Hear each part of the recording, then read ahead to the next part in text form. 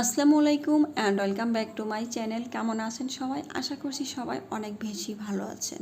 তো আজকে আপনাদের সাথে আমি শেয়ার করব কিভাবে আপনারা মেস্তার দাগ দূর করতে পারেন। মেস্তার দাগ কিন্তু আজকাল একটা বড় ধরনের সমস্যা হয়ে দাঁড়িয়েছে, কারণ বয়স যত কমই হোক না কেন মেস্তার দাগ কিন্তু মুখে পড়েই যাচ্ছে। তো আমার মুখে সেমভাবে মেস্তার দাগটা পড়েছিল খুবই অল্প বয়সে, কারণ আমার বেবি হয়েছে তখনই আমার মুখে মেস্তা পড়ে গিয়েছিল। তবে আমি ঘরোয়া কিছু উপায়ে আমার মুখের মেস্তার দাগটা সম্পূর্ণভাবে দূর করতে পারছি। আপনারাও কিন্তু পারবেন, তবে নিয়ম মেনে ধৈর্য সহকারে অনেক জিনিসই আছে ব্যবহার করতে হয়। ঠিক সেভাবেই এই জিনিসগুলো বাসায় থাকা জিনিস, এটা ব্যবহার করে আপনাদের মুখের মেস্তা দূর করতে পারেন। তো প্রথমে আমার মেস্তার দাগের প্রথম মহা ওষুধ সেটা হলো আলু। আলু দিয়ে কিন্তু অবশ্যই আমাদের স্কিন পরিষ্কার এবং উজ্জ্বল করা যায়, এটা 100% সত্যি কথা।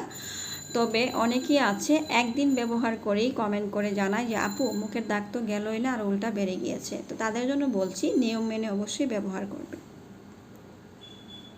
এখানে দেখতে পাচ্ছেন আমি একটা আলুকে গ্রেটারের সাহায্যে গ্রেট করে নিয়েছি।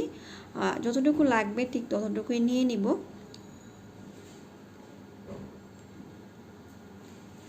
তো আমার এখানে অর্ধেকটা আলু নিলেই হয়ে যাবে।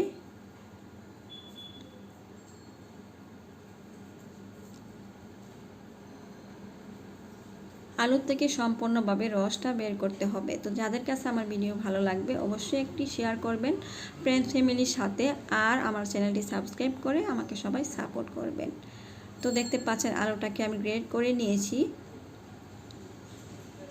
এবার রসটা ভালো করে চিপড়ায় বের করে নিতে হবে আলুর থেকে।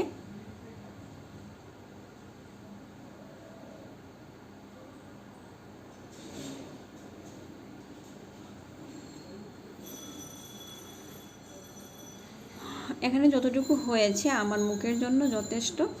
এবার আমি এখানে ব্যবহার করব চিনি। চিনি কিন্তু আমাদের স্কিন পরিষ্কার করতে ভীষণভাবে কাজ করে থাকে।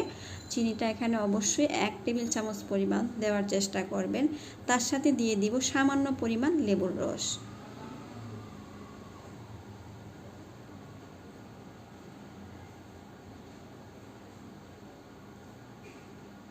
এবার এখানে দিয়ে দিব সামান্য পরিমাণ অ্যালোভেরা জেল।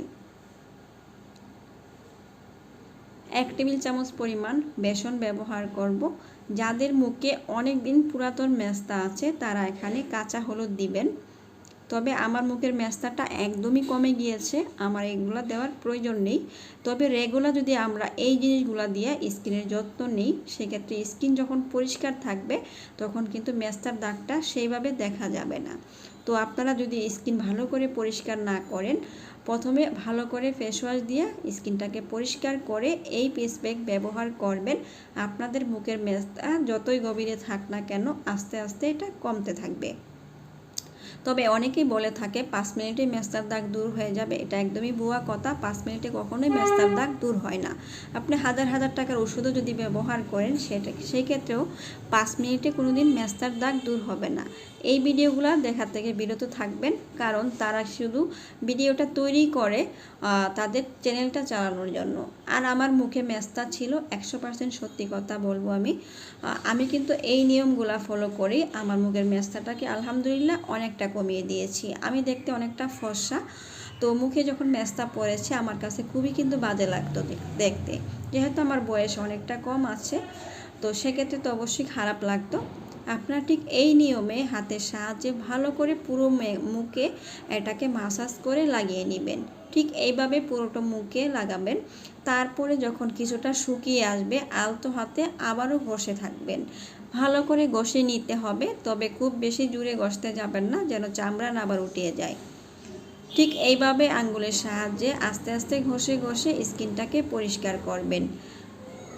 এটা আপনারা তৈরি করে সাথে সাথেই ব্যবহার করে নেবেন, কারণ এটা তৈরি করা খুব বেশি একটা ঝামেলা মনে হয় না। এটা আপনারা সপ্তাহে 3 দিন ব্যবহার করবেন মুখে, আর হাতে সময় কম থাকলে অবশ্যই 2 দিন ব্যবহার করার চেষ্টা করবেন। এটা গোসলের আগে অবশ্যই এভাবে মুখে লাগিয়ে নিয়ে তারপরে আপনারা মুখটাকে রেখে দিবেন 15 থেকে 20 মিনিটের মতো। এবার দেখেন আমার হাতটা আমি ধুয়ে আসছি। দুইটা হাতের পার্থক্য দেখে আপনারা নিশ্চয়ই বুঝতে পারছেন আমি শুধু একদিন বা 10 মিনিটের মতো ব্যবহার করেছি। এতটা সময় নিয়ে কিন্তু আমরা ভিডিও তৈরি করতে পারি না। তবে দেখেন, আপনারা হাতের পার্থক্য দেখে নিশ্চয়ই বুঝতে পারছেন যে আমার হাতটা কতটা পরিষ্কার হয়েছে। এইভাবে একবার অন্তত ট্রাই করে দেখবেন, আশা করছি ভালো ফলাফল পাবেন। সপ্তাহে অন্তত এটা 3 দিন ব্যবহার করবেন, তারপরে আমাকে জানাবেন যে আপনাদের মুখের মেস্তা বা কালো দাগগুলা কমেছে কিনা। তো আজকের মতো বিদায় নিব, আবারও এরকম দরকারি কোনো ভিডিও নিয়ে চলে আসবো। ভালো থাকবেন সবাই, সুস্থ থাকবেন, আল্লাহ হাফেজ।